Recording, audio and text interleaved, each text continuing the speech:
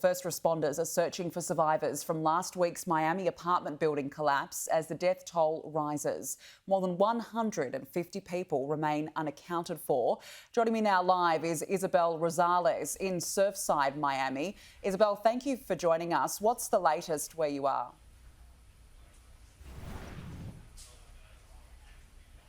Hi, Danica. So, a tragic update today. Another body pulled out of the rubble, bringing the death toll now to 10 people.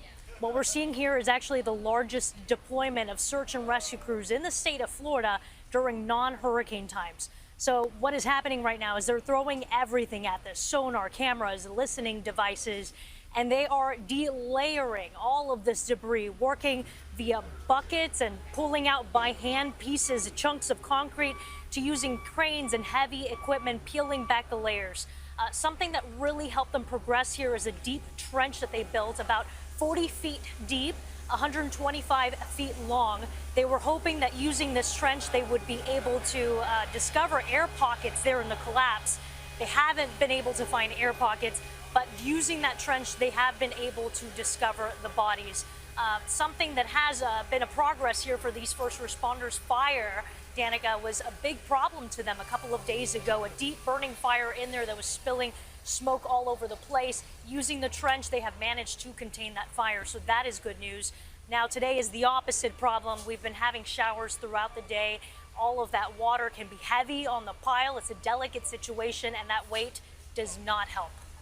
Yeah, it's a devastating situation. Isabel, has there been any indication yet what might have caused the building to collapse?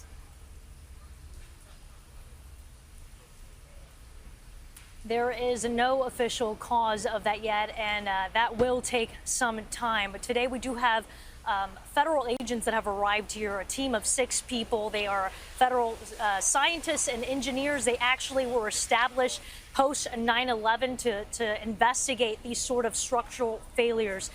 But the governor here warns that it's really going to take a lot of time, even months, to possibly determine a cause. But nonetheless, there's context coming in pointing to possible contributing factors, including a really alarming 2018 study by a structural engineer that found that the waterproofing along the pool and the pool deck was failing, and it was leading to the concrete just falling apart. He warned that that needed immediate fixes.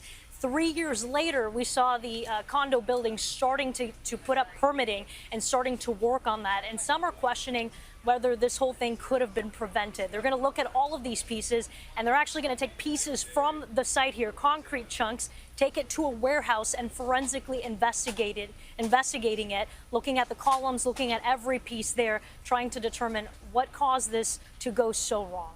Danica. Not good. Isabel Rosales, thank you for bringing us up to date.